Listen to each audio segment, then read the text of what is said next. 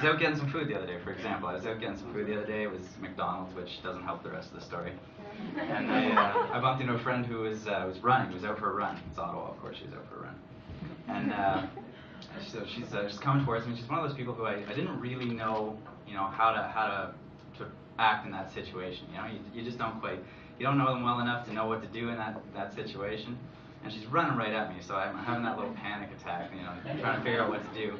But I figure she's just going to go straight by, so I figure I can get away with just a little nod, and I'll be fine. So she comes up, and I give her a little nod, and what do you know, we both turn, and we stop, and there's a light right there.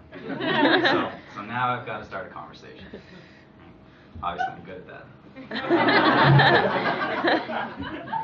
So we're stuck there, and when you bump into a runner, never, even if it's the first nice day of the season, they're out for a run, never assume anything, and definitely don't tell them, hey, you look like you're out for your first run of the season. Not appreciated. I don't know why. Not appreciated. Especially now when their response to you is that they've been training all winter for a marathon. But so of course, while we're in this little exchange, the light changes, but she's got to be polite and stay there and talk, because we've started, and we ended up plodding through 2 more lights of changing and just awkward conversation. I felt like I was getting the workout just standing there trying to keep the conversation going.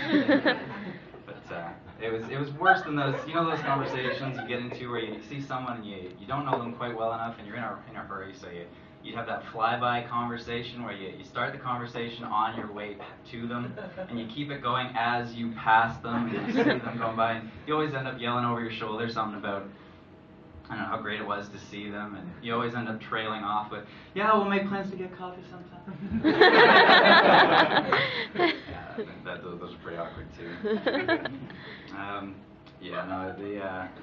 The other awkward thing I was thinking about before I came up here was just cell phones, and we talked about here, but where you're texting somebody, and you start to use ha and LOL as punctuation in your text messages.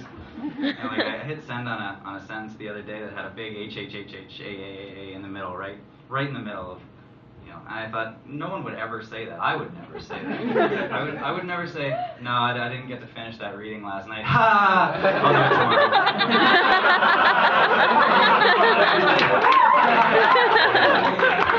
But I don't feel quite so bad when I get a response back and it's got 18 exclamation marks and it's all in caps and it says, neither did I!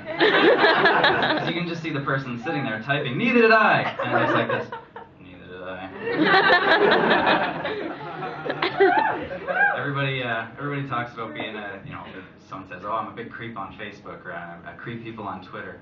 Whatever happened to creeping people in public? The good old days? No one people watches anymore. I miss it. It was my favorite hobby. I loved it.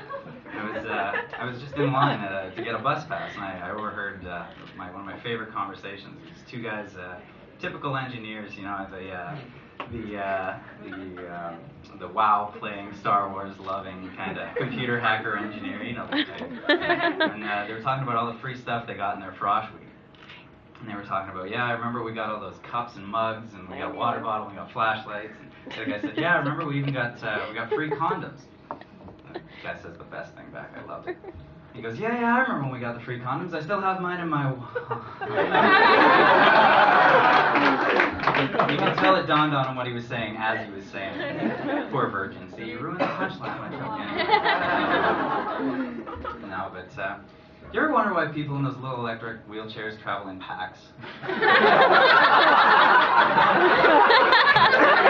don't know what. They always seem to be traveling around in their little posse. I saw this little group of them going around. There was a woman, carting around a guy who could clearly walk, perched on the basket of her chair. Couldn't figure out what was going on, so they stopped, and I had to ask her. I said, ma'am, why is it you always travel in these little groups? And she, I kid you not, she looked up at me and she says, well, that's just how we roll. You